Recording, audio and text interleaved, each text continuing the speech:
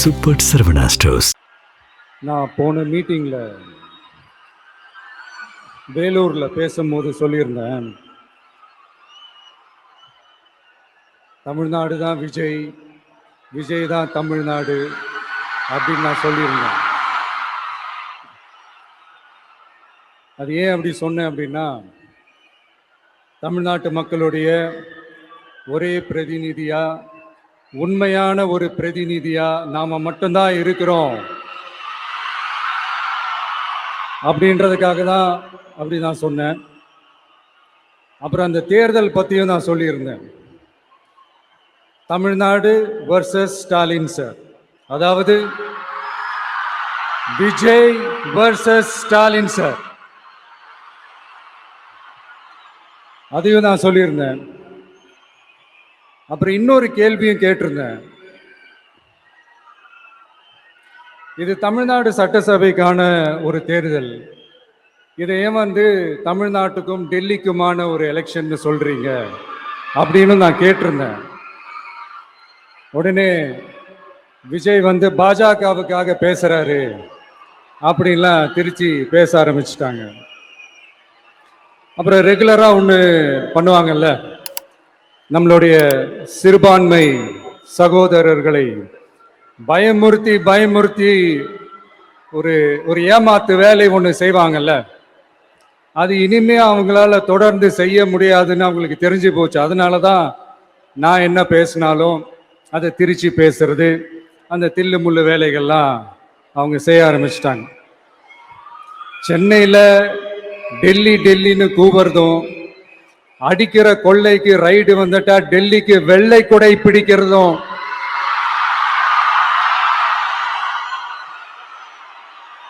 இதெல்லாம் யாருன்னு உங்களுக்கே நல்லா தெரியும். தமிழ்நாட்டை காப்பாத்துறது திமுக தான், தமிழ்நாட்டை பொழைக்க வைக்கிறது திமுக தான், இதெல்லாமே பண்றது திமுக தான், ஸ்டாலின் சார் தான். இதெல்லாம் ஒர்க் அவுட்டே ஆகாது பாஸ்.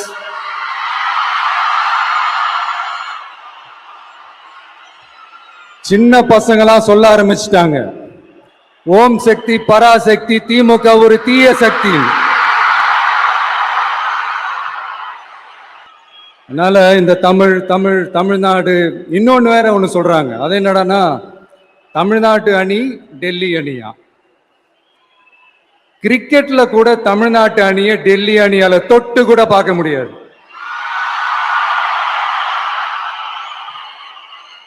அப்படி இருக்கும்போது கிரிக்கெட்லயும் விசில போடுறது தமிழ்நாடு தான், சிஎஸ்கே.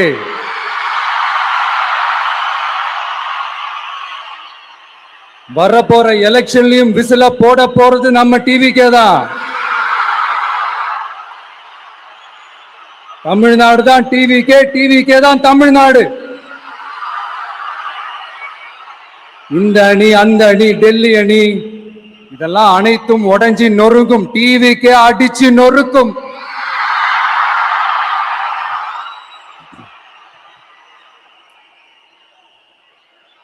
எனக்கும் என்னுடைய மக்களுக்கும் நடுவுல வேற யாராலையும் உள்ள நுழையவே முடியாது. இது ஒரு அம்மா பையன் உறவு, அப்பா புள்ள உறவு, அண்ணன் தங்கச்சி உறவு, அண்ணன் தம்பி உறவு, அக்கா தம்பி உறவு. இது சும்மா ஒரு எலெக்ஷனுக்கு வந்த உறவு அப்படின்னு நினைச்சிடாதீங்க. இது இயற்கையாகவே அமைஞ்ச உறவு. இது எவ்வளவு டீப்பான உறவுன்றது நான் உணர்ந்திருக்கிறேன். அதே மாதிரி நம்ம தமிழ்நாடு மக்களும் இதை உணர்ந்து இருக்கிறாங்க. இன்னும் சிம்பிளா சொல்லணும்னா, மத்தவங்களுக்கு வேணா இது எலெக்ஷன், ஆனா எனக்கும் என்ன நேசிக்கிற மக்களுக்கும் இட் இஸ் an emotion.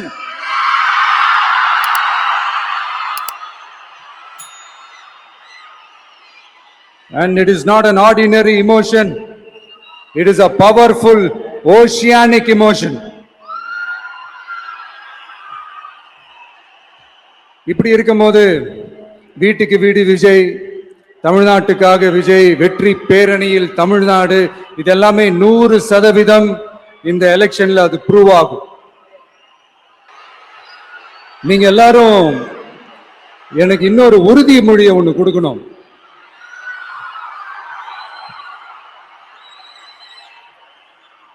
ஊழலற்ற உண்மையான சமூக நீதியை நிலைநாட்ட நம்ம ஆட்சியை அமைப்பீங்க தானே? உங்களை தான் கேட்கிறேன், நம்ம ஆட்சியை அமைப்பீங்க தானே? இந்த விஜய்க்கு ஒரு வாய்ப்பு கொடுப்பீங்க தானே? உண்மையிலே கொடுப்பீங்க தானே? இந்த விஜய நம்புறீங்க தானே? ஒவ்வொரு வீட்லயும் விசில் சத்தம் கேட்கும் தானே? அந்த விசில் சத்தம் ஒவ்வொரு பூத்திலையும் புயலா ஒலிக்கும் தானே? Thank you thank you thank you. ஒரு டாக்டர் இருக்காருன்னா நாம எப்போ அவரை பத்தி யோசிப்போம்? இப்போ நமக்கு ஏதாவது உடம்பு சரியில்லை அப்படின்னா அவரை யோசிப்போம், அவர் ஞாபகம் வரும்.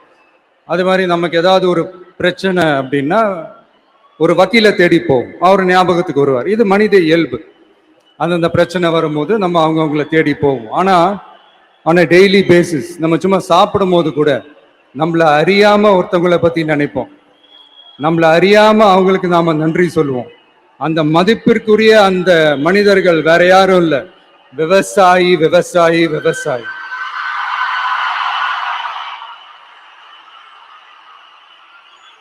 அவங்க பார்க்கறதுக்கு வேணா சாதாரணமா இருப்பாங்க, ஆனா அவங்க சாதாரணமான மனிதர்கள்லாம் கிடையாது. இந்த உலகத்தையும் மனிதர்களையும் படைச்சது கடவுள்னு சொல்லுவாங்க, ஆனா அந்த கடவுளுக்கே படையல் போடுற உயர்ந்த மனிதர்கள் தான் நம்ம விவசாயிகள். இந்த பூமியில உயிர் இருக்குது, இந்த பூமியில பூ பூக்கும், காய் காய்க்கும், பூத்து குலுங்கும்னு இந்த பூமியை அழகா காட்டி இந்த பூமியை சாமி ஆக்குறதுல இயற்கையோட சேர்ந்து நம்ம விவசாயிகளுக்கும் ஒரு முக்கிய பங்கு ஒண்ணு இருக்கு. அதனால நான் ஏதோ ஓவரா ஏதோ சொல்றேன்னு நினைக்காதீங்க. எனக்கு இந்த அடுத்த ஜென்மம் மறுபிறவியை பத்தி எல்லாம் எனக்கு தெரியாது. அது உண்மை அப்படின்னா அடுத்த ஜென்மத்துல நான் ஒரு விவசாயி குடும்பத்துல பிறக்கணும்னு ஆசைப்படுறேன். எனக்கு விவசாயத்தை பத்தி டீட்டெயில்டா தெரியாதுதான், நான் ஒத்துக்கிறேன். அதனால மற்றவங்க மாதிரி நானும் டெல்டாக்காரன் தான் அப்படின்னு உங்க காதுல டால்டா ஊத்தலாம் நான் வரல. எனக்கு விவசாயத்தை பத்தி டீட்டெயில்டா தெரியலன்னா கூட அவங்க படுற கஷ்டங்களை பத்தி எனக்கு நல்லாவே தெரியும்.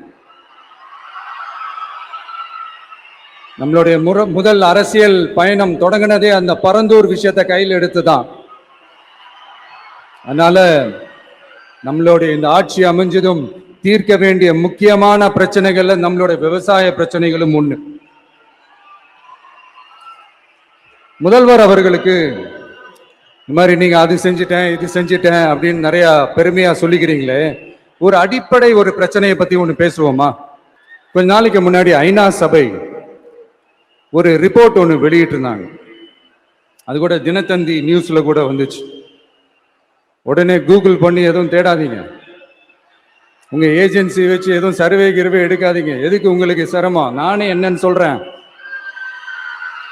தண்ணீர் திவால் அப்படின்ற அந்த தலைப்புல தண்ணியே இல்லாம திவால் ஆக போகுது அப்படின்ற அந்த கட்டுரை படிக்கும் போது உண்மையிலேயே மனசுக்கு ரொம்ப பகீர்னு இருந்தது.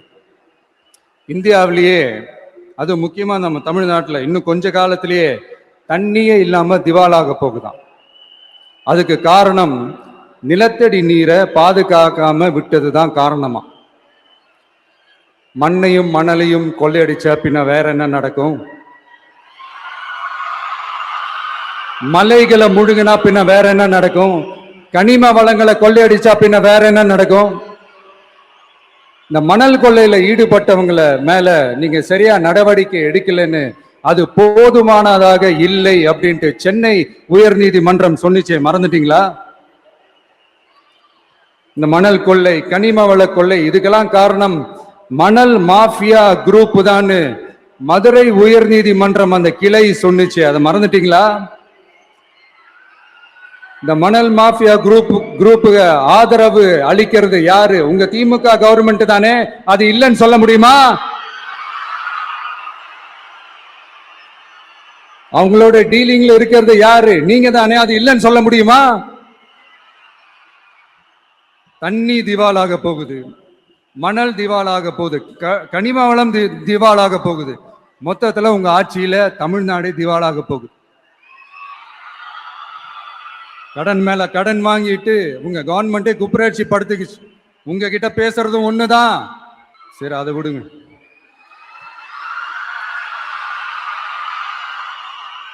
நம்ம விவசாயிகள் கஷ்டப்பட்டு விளைய வச்ச அந்த நெல் எல்லாம் மழையில நனைஞ்சி வீணா போச்சு. டெல்டா காரன்னு சொல்லிக்கிற நீங்க அதை ஏதாவது கவனிச்சிங்களா? அவங்களுடைய போராட்டம் எதுக்காவது கூட போய் நின்றுக்கிறீங்களா? கூண்டாஸ்ல மட்டும் போடுவீங்க. இதானே உங்களுடைய அந்த சாதனை.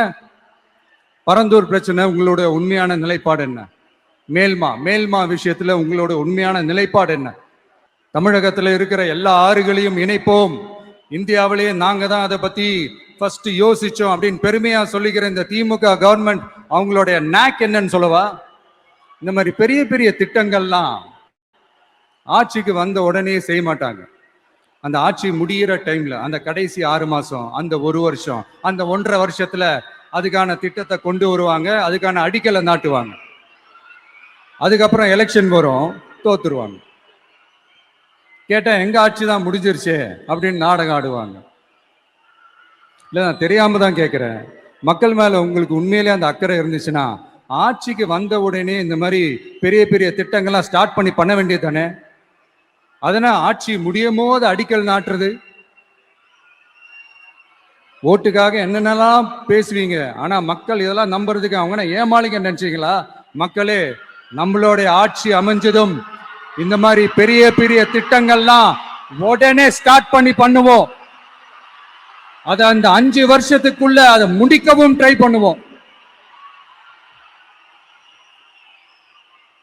ஸோ இப்படிலாம் நம்ம பேசினா காவிரி பிரச்சனையில உன் கருத்து என்ன, முல்லை பெரியார் பிரச்சனையில உன் கருத்து என்ன, இப்படிலாம் அதெல்லாம் பத்தி உனக்கு என்ன தெரியுமா அப்படின்னு கேட்க ஆரம்பிச்சிருவாங்க. ஐயா, உலக மகா மேதைகளே, ROV, ரிமோட்லி ஆபரேட்டட் வெஹிக்கிள், அதை வச்சு தண்ணிக்குள்ளேயே போய் அணைகளோட உறுதித்தன்மையை ஆராய்ச்சி பார்க்கிற வரைக்கும் நான் எல்லாம் தெரிஞ்சுதான் வச்சிருக்கிறேன். ஒருத்தன் சைலண்டா இருக்கான், அமைதியா இருக்கான்னா உடனே அவனுக்கு எதுவுமே தெரியாதுன்னு நினைச்சிடாதீங்க. சும்மா கருத்து சொல்லிக்கிட்டு கம்பு சுத்திக்கிட்டு இருந்தா எல்லாமே நடந்துருமா? நசன் பேசி அதை கேட்டு மக்கள் வெறுத்து போயிட்டாங்க. உருப்படியா ஏதாவது யோசிங்கயான்னு மக்கள் நினைக்கிறத யாருக்கு தெரியுதோ தெரியலையோ, எனக்கு அது நல்லாவே தெரியுது. உரிய இடத்துக்கு போய் சம்பந்தப்பட்டவங்களோட பேசி அதுக்கான சொல்யூஷன் என்னன்னு தெரிஞ்சுக்கிட்டு அதை ப்ராப்பரா எக்ஸிக்யூட் பண்ணணும். அடுத்து, நம்மளுடைய கடல் விவசாயிகளான நம்மளுடைய மீனவர்களுடைய பிரச்சனைக்கு அப்பப்ப எந்திரிச்சு கடிதம் எழுதிட்டு திரும்ப தூங்க போயிடுவார். அவ்வளவுதான், அதோட அது அப்படியே கிடக்கும். மானே, தேனே, பொன்மானே,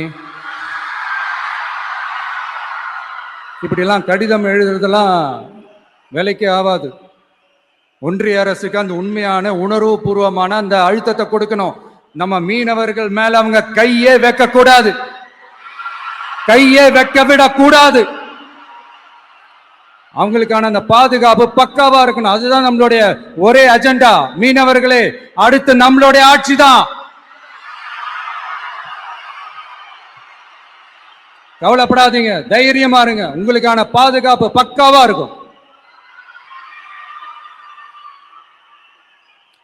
இப்படி இருக்கும்போது அடுத்ததும் நாங்க தான் அப்படின்னு சிஎம் சார் சொல்லுவாங்க. அதெல்லாம் நடக்கவே நடக்காது. 2வது முறை வந்ததெல்லாம் சரித்திரமே கிடையாது. இந்த சைனால கிரேட் வால் ஆஃப் சைனா கேள்விப்பட்டிருப்பீங்க. அதோடைய நீளத்தை விட பெரிய டாஸ்க் இது. ஆனானப்பட்ட அவங்க அப்பாவாலே முடியல.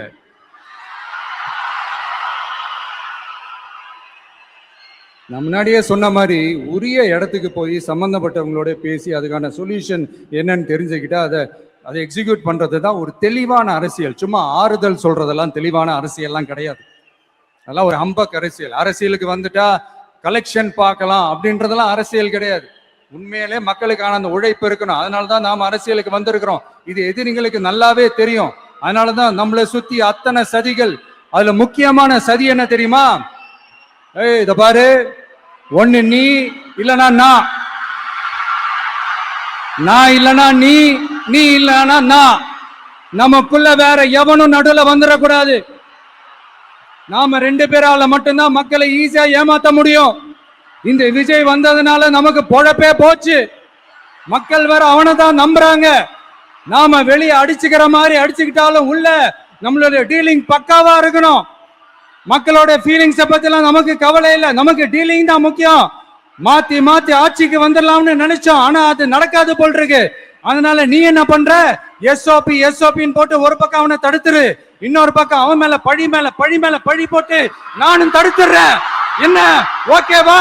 டீலிங் ஓகேவா? ஓவர் இல்லைங்க. உண்மையிலேயே சிரிக்கிறதா என்ன பண்றதுன்னு எனக்கு தெரியல. உண்மையிலே இப்படிதான் இருக்கு அவங்க டீலிங்லாம். இப்படி பழி மேல பழி போட்டு கரூர்ல ஆரம்பிச்சு நம்ம ஜனநாயகன் படம் ரிலீஸ் வரைக்கும். ஆனா அந்த ரிலீஸ் பிரச்சனையில நிறைய பேர் குரல் கொடுத்தாங்க. முக்கியமா நம்மளுடைய முதல்வர் அவர்கள் கூட பூசி மொழிகி பட்டும் படாம குரல் கொடுத்தாங்க. But what ever it is, குரல் கொடுத்த அவங்களுக்கும் மற்றவங்க எல்லாருக்கும் இந்த நேரத்தில் என்னுடைய நன்றியை தெரிவிச்சுக்கிறேன். இப்படி நாம வெளிப்படையா பேசுறதுனால சிஎம் சாரோட மனநிலை இப்ப எப்படி இருக்கும் தெரியுமா? ஏற்கனவே கட்சிக்காரங்க தொல்லை தாங்க முடியல, தூங்க விட மாட்டாங்க. இந்த விஜயம் வந்து தூங்க விட மாட்டான். நம்ம பாட்டுக்கு ஹைவேல சைக்கிள்ல சோலாவா போலான்னு நினைச்சோம். இவன் நாடானா மக்கள் சக்தியோட வந்துட்டு இருக்கான். இவன் தான் கேள்வி கேட்கறான்னு பார்த்தா மக்களையும் கேள்வி கேட்க வைக்கிறான். 1000 ரூபாய் கொடுத்துட்டு இருந்தோம், 5000 ரூபாய் கொடுத்து ஏமாத்தலான்னு பார்த்தா அதையும் கேள்வி கேட்க வைக்கிறான். விசில் சத்தம் வேற விண்ண முட்டுது. கூட்டணி கட்சிகள் தொல்லை வேற தாங்க முடியல. இவன் பண்ற பிரச்சாரத்தை முடக்கலான்னு பார்த்தா அப்பவும் மக்கள் அவன் பின்னாடி தான் நிக்கிறாங்க. என்ன பண்றது ஏது பண்றதுன்னு தெரியாத ஒரு மனநிலையில இருப்பாரு. ஆனா சார், நீங்க இந்த விஜயம் முடக்கலாம். ஆனா ஒவ்வொரு வீட்டில் இருக்கிற ஒவ்வொரு விஜயையும் உங்களால முடக்கவே முடியாது.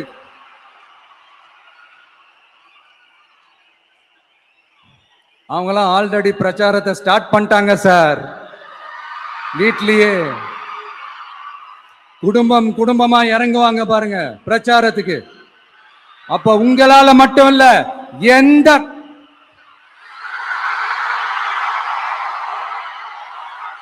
யாராலையும் தடுக்க முடியாது.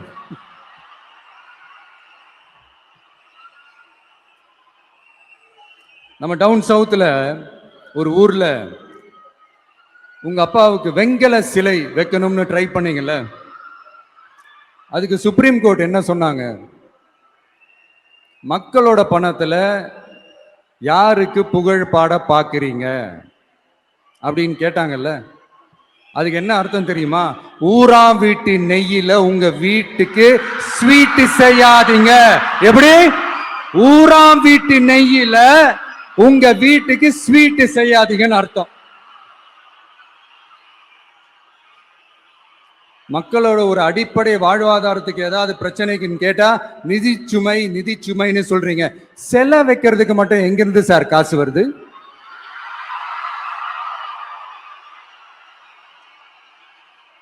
முதல்ல மக்களுக்கு அந்த சோறுக்கு வழி பாருங்க சார். செலவைக்கிறத பத்திலாம் அப்புறமா யோசிக்கலாம். கேஸ் சிலிண்டருக்கு மானியமா 100 ரூபாய் தரேன்னு சொன்னீங்களே, என்னாச்சு? கரும்புக்கு ஆதார விலையா 4000 ரூபாய் தரேன்னு சொன்னீங்களே, என்னாச்சு? ரொம்ப நாள் கல்யாணமே ஆகாம இருக்கிற பெண்களுக்கு அவங்களுடைய கல்வி தகுதிக்கு ஏற்ப அரசு வேலை கொடுப்போம்னு சொன்னீங்களே, என்னாச்சு? இதெல்லாம் வெறும் சாம்பிள் தான். இதோட ஹைலைட் ஒண்ணு இருக்கு.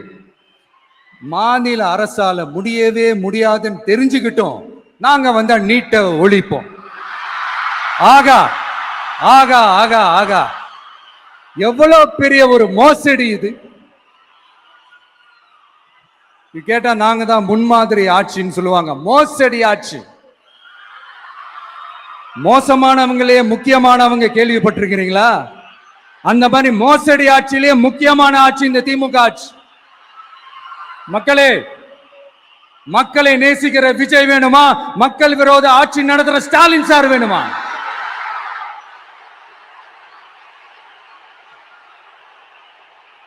இந்த விஜய் நம்புறீங்களா? ஸ்டாலின் சார் நம்புறீங்களா?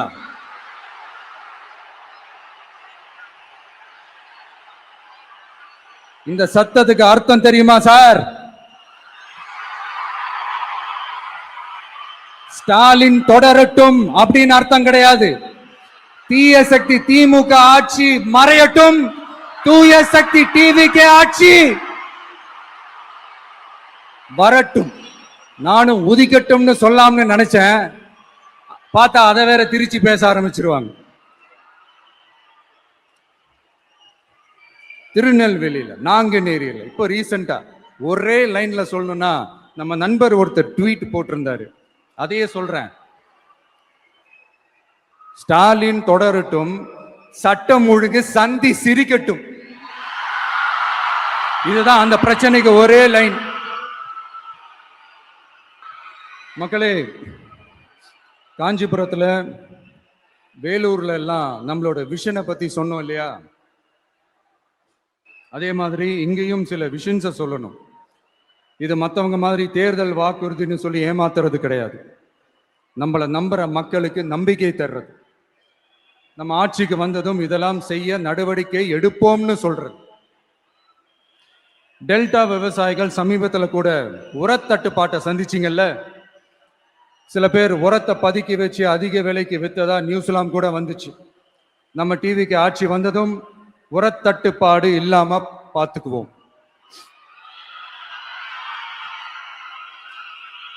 5 ஏக்கர் வரை நிலமுள்ள விவசாயிகள் வேளாண் கூட்டுறவு வங்கிகளில் வாங்கிய பயிர் கடன் முழுமையாக ரத்து செய்வதற்கும், 5 ஏக்கருக்கு மேல் உள்ள விவசாயிகள் வேளாண் கூட்டுறவு வங்கிகளில் வாங்கிய பயிர்கடன் 50% வரை ரத்து செய்வதற்கான சாத்திய கூறுகளை ஆராய்ந்து உறுதியாக நடவடிக்கை எடுப்போம். திமுக மாதிரி எல்லாருக்கும்னு சொல்லிட்டு அதுல தகுதி பிக்ஸ் பண்ணி பாகுபாடு காட்டி ஏமாற்ற மாட்டோம். எல்லாத்தையும் வெளிப்படையாக சொல்லுவோம். 2 ஏக்கர் வரை நிலமுள்ள விவசாயிகள் மற்றும் நிலமற்றவர்கள் குடும்பத்தில் யாரும் மாநில மற்றும் ஒன்றிய அரசு ஊழியராக இல்லாமல் இருக்கும் பட்சத்தில் அவர்களின் குழந்தைகளின் பொறியியல் மற்றும் மருத்துவம் உள்ளிட்ட தொழிற்கல்வி முதல் அனைத்து வகை படிப்புகளுக்குமான முழு செலவையும் அரசே ஏற்கும்.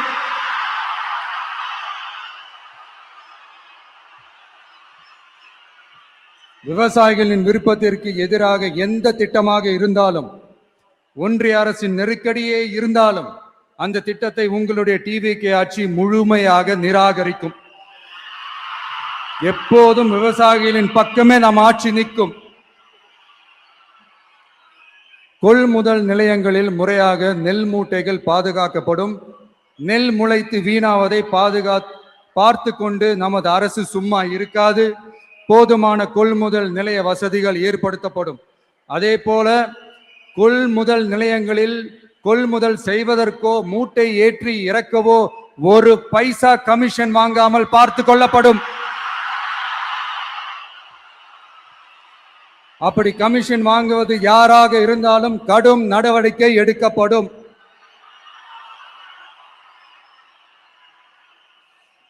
ஐநூறு ரேஷன் கார்டுகளுக்கு 1 ரேஷன் கடை என்ற வரையறை நிர்ணயிக்கப்படும். கிராமங்களிலும் எடையாளர் நியமிக்கப்படுவார். பெண் விற்பனையாளருக்கு பெண் எடையாளர், ஆண் விற்பனையாளருக்கு ஆண் எடையாளர் என்பது பின்பற்றப்படும்.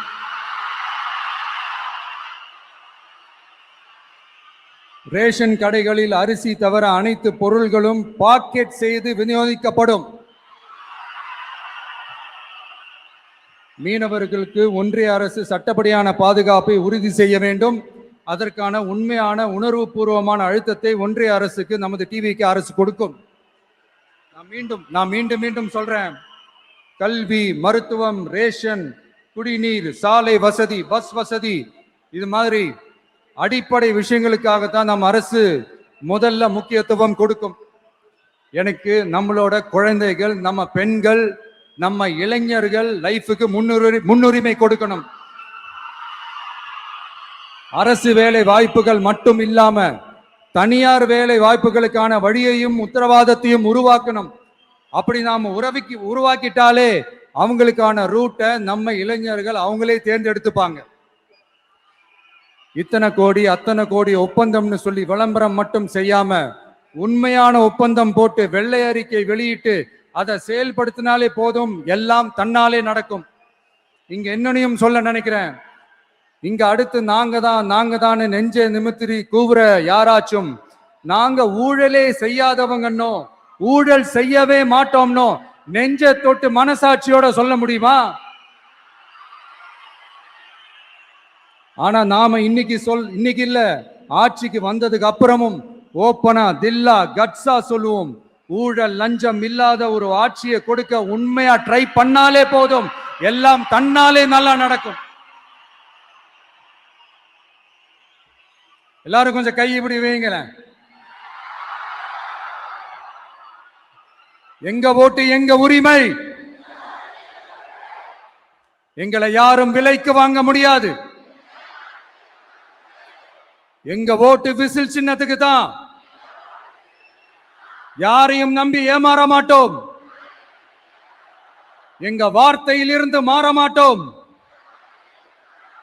இது நிஜம். தேங்க்யூ.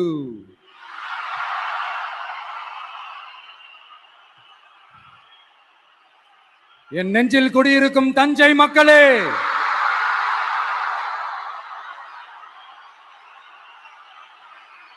என் நெஞ்சில் குடியிருக்கும் வேலூர் மக்களே, வேலூர்ல இதை நான் சொல்ல மறந்துட்டேன், சாரி. உங்களுக்காக இங்க நான் சொல்றேன், உங்களோட நான் இருக்கேன், நம்மளோட நம்ம மக்கள் இருக்கிறாங்க. இதுக்கு மேல என்ன வேணும்? கான்பிடென்ட்டா இருங்க, நல்லதே நடக்கும், வெற்றி நிச்சயம். மீண்டும் சந்திக்கும் வரை நன்றி, வணக்கம்.